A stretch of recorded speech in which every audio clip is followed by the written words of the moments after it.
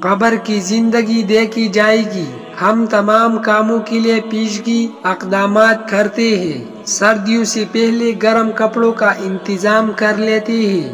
گرمیوں سے پہلے ٹھنڈک کا انتظام کر لیتے ہیں۔ صبح ہوتے ہی دوپہر اور رات کے کھانے کا انتظام کرتے ہیں۔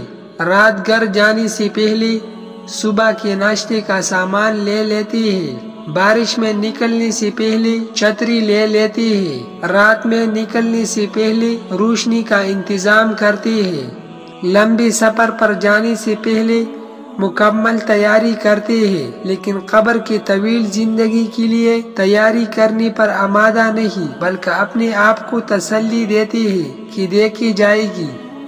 وظننت أنا أني بذلك حزت غنى فوجدت أني خاسر فتلك مظاهر